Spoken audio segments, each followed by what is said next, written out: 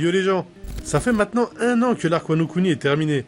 En chapitre du mois, car dans l'anime on est en plein climax et disons-le, on mange Gucci hein. Bref, c'était l'arc le plus attendu de l'œuvre jusqu'à maintenant et sûrement l'un des arcs les plus attendus tout manga confondu. Il était censé représenter la quintessence du génie narratif d'Eiichiro Oda et nous offrir un pinacle de l'histoire jamais atteint depuis Marineford. Oda nous avait teasé que Marineford ferait pas le figure à côté de Wano, alors forcément, comment ne pas être hypé quand on voit ce qu'Oda nous a proposé durant la saga du sauvetage de Ace.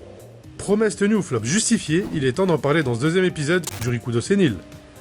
Alors pour commencer, remettons un peu de contexte autour de tout ça. Wano fait partie de ces arcs dans One Piece qui rentrent dans la continuité d'autres arcs comme Alabasta, Enies Lobby ou Marineford. Wano nous a été teasé durant l'arc Punk Hazard, même si on avait déjà entendu parler de Kaido et de l'île des samouraïs sur Thriller Bark, le conflit opposant réellement les Mugiwara à celui-ci commence au moment de l'alliance entre Luffy et Trafalgar Law, suite à la destruction de l'usine de Sad, indispensable à la création des fruits du démon artificiel que Doflamingo fournissait à Kaido. Cet acte est un symbole d'un retour en arrière impossible et d'événements majeurs à venir dans l'aventure des Mugiwara. Le conflit a continué à prendre de l'ampleur sur Dressrosa avec la défaite de Doflamingo, puis sur l'île de Zo avec l'apparition de Jack et la révélation concernant Kinemon et Oden. Alors j'en profite pour faire une parenthèse, mais personnellement, je préfère ces arcs qui se suivent et je les trouve nettement plus intéressants que des arcs dont l'histoire n'est centrée qu'autour de ces derniers, comme Thriller Bark ou Skypiea, même si celui-ci nous a été teasé durant l'escale des Mugiwara sur Jaya. Pourquoi ? Eh bien premièrement, car l'expérience narrative proposée je la trouve plus engageante, on suit une intrigue évoluant autour de personnages, de conséquences et d'enjeux plus importants, qui s'étoffent au fil du temps. La tension dramatique monte doucement en pression, pour en général s'achever par un climax maîtrisé. Deuxièmement, parce que l'histoire principale évolue réellement autour de ces arcs, il y a une vraie influence des événements qui se déroulent sur les îles traversées par les Mugiwara. On prend conscience alors que le monde de One Piece est un monde organique. Il se passe des choses plus ou moins liées à leur aventure et ces arcs ne sont pas interchangeables. Alors que Thriller Bark ou Skypiea, peu importe qui arrive en premier, en vrai, dans l'histoire, ça n'a pas forcément d'importance. Fin de la parenthèse.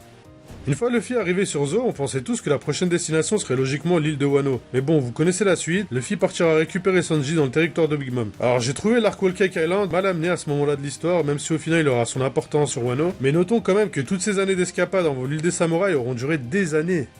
Bon, maintenant qu'on a pu définir le contexte autour de l'arc Wano et de son importance dans l'histoire, on va pouvoir parler de l'arc en lui-même, ce que j'en ai pensé, qu'est-ce que j'ai aimé et qu'est-ce que j'ai détesté, est-ce que j'ai pu retranscrire de tout ce qui s'est dit autour de moi et sur les réseaux, et surtout, est-ce que toutes ces années à suivre des chapitres ou des épisodes, semaine après semaine, en valaient vraiment la peine.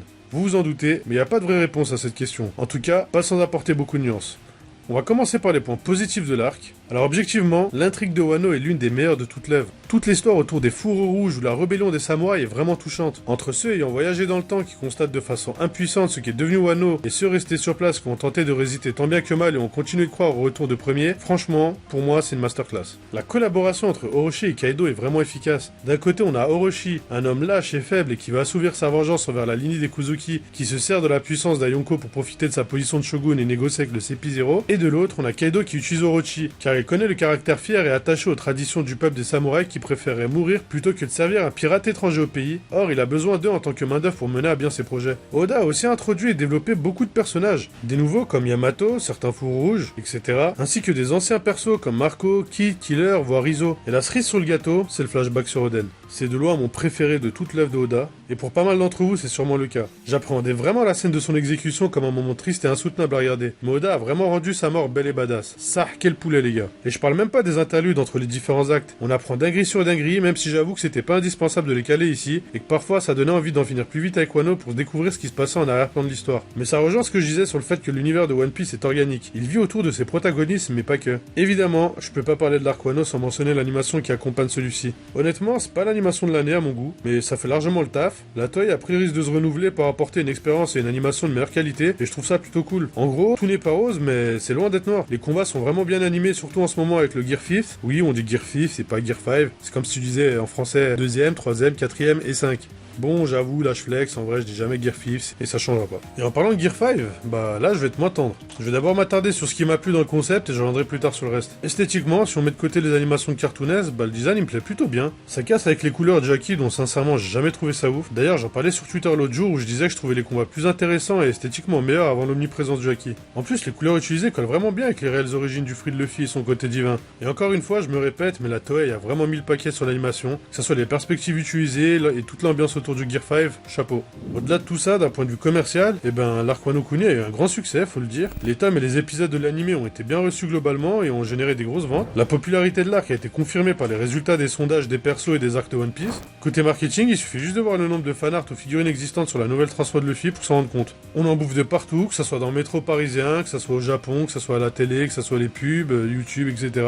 Non, franchement, ça a bien marché. C'est sobre, c'est simple. Bon là, il est temps de parler de ce qui fait défaut dans l'arc, et là, franchement, il y a aussi pas mal de choses à dire. Premièrement, il va falloir parler du rythme. Wano, c'était long, très long. Et je pense que c'est une des principales raisons pour lesquelles certains fans n'ont pas aimé l'arc ou ont été déçus. C'est un des plus longs du manga et la progression de l'intrigue était vraiment lente jusqu'au raid d'Onigashima. Puis avec les actions qui s'ellipsaient pour laisser place à d'autres confrontations, d'un chapitre à l'autre, etc., ça m'a un peu gâché le sentiment d'immersion, mais là c'est purement personnel. D'ailleurs, n'hésitez pas à me dire en commentaire si vous avez ressenti la même chose ou non. Après, j'admets que le rythme de parution à suivre des chapitres semaine après semaine, ça a pas dû aider. Je pense que ceux qui ont rattrapé l'arc d'un seul coup ou qui ont laissé quand même quelques dizaines de chapitres d'avance, ils ont dû avoir une expérience de lecture bien plus confortable. Mais là où je vais être clairement intransigeant, c'est qu'il y a eu clairement un manque de tension. Les enjeux, ils étaient pourtant importants pour l'histoire globale du manga et j'ai trouvé que l'intrigue, elle manquait de suspense. Ça manquait de moments de doute où on sentait vraiment qu'on était sur l'île d'un empereur. Les rebelles se sont promenés un peu partout comme ils le voulaient sur l'île sans jamais être réellement inquiétés. Il y aurait pu avoir des affrontements épiques avant même le début du raid sur Onigashima durant les 2 premiers actes. Oda, il aurait très bien pu faire se croiser des Mugiwara ou des fourreaux rouges en pleine phase d'infiltration dans certains villages, avec des pirates de Big Mom par exemple. D'ailleurs, je pense que ça aurait pu permettre de mettre en avant des personnages importants sans forcément casser le rythme. Là, tout ce qu'on retiendra, c'était Luffy versus Kaido au début de l'arc, Zoro versus Killer et Sanji versus Page One avant le raid d'Onigashima. Pour Luffy, vous me direz qu'il a été emprisonné, mais de vous à moi, soyez honnête, c'était juste un moyen pour Oda de nous faire ressentir du danger,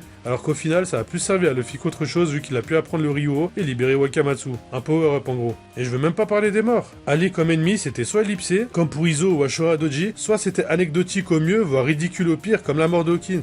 Il nous a quand même fait une Marion Cotillard, le bâtard. Ensuite, j'ai souvent lu et entendu qu'il y avait un gros manque de combat intéressant ou épique, et je rejoins un peu les gens là-dessus. Quasiment chaque combat il s'est réglé par un power-up. En plus de ça, des combats comme Zoro contre King ou Sanji contre Queen, ils méritaient vraiment d'être plus étoffés. Heureusement qu'il y a l'animé pour compenser un peu tout ça. Pour revenir maintenant sur le Gear 5, j'ai pas spécialement aimé la façon dont il a été amené. Luffy qui meurt, pour revenir plus fort que jamais, avec l'éveil. J'ai trouvé ça trop facile honnêtement. De base, j'ai même jamais trop kiffé ce procédé scénaristique. Déjà, c'est vu et revu. Là de tête, je peux vous citer Naruto et Sasuke pendant la 4ème Grande Guerre Ninja, Goku pendant le tournoi du pouvoir, ou encore dans Yu Yu Hakusho à un moment donné de l'histoire, Yusuke il meurt contre un antagoniste, il revient à la vie grâce au sang de démon qui coule dans ses veines, il se fait posséder par son ancêtre, et il botte le cul du méchant. Et là au moins ça est utile à l'histoire car de une il est pas satisfait de sa victoire, et ça permet d'introduire l'arc suivant où Yusuke rentre dans le monde des démons pour soulever ses ancêtres à son ancêtre, pour lui avoir volé sa victoire. Bon ok, vous me direz on est dans un shonen et que c'est normal que des événements marquants ressemblent à ceux d'autres œuvres, mais je trouve que ça justifie pas ce manque d'originalité, comme le fait que le côté cartoon du Gear 5 soit justifié par la volonté de Oda à pas trop vouloir que son histoire soit prise au sérieux. Est-ce que ça justifie pour autant que je dois trouver le délire cartoonesque comme un délire cool? Ça m'a un peu sorti du truc honnêtement, et l'humour de Oda qu'on connaît depuis plus de 20 ans, encore une fois je trouve ça au mieux osef et au pire un peu gênant. Et je vais même pas m'étaler sur la fin de l'arc qui se conclut sur l'arrivée d'un amiral qu'on n'avait jamais vu, mais on va dire qu'il était là pour faire la promo du film Raid et permettre aux gens de s'insulter sur le débat Amiro versus Yonkou. Pour conclure cette vidéo, je dirais quand même que l'arc Wano c'est loin d'être un flop, et même si c'est pas mon arc préféré, ça reste à mes yeux une réussite, tant au niveau artistique que scénaristique et commercial. Voilà qui conclut ma brève review sur l'arc Wano, j'espère que celle-ci vous aura plu, n'hésitez pas à commenter et à me suivre sur les réseaux pour en discuter ensemble. Sur ce, vous connaissez le blabla, abonnez-vous, activez la cloche, et moi je vous dis à la semaine prochaine. Ciao.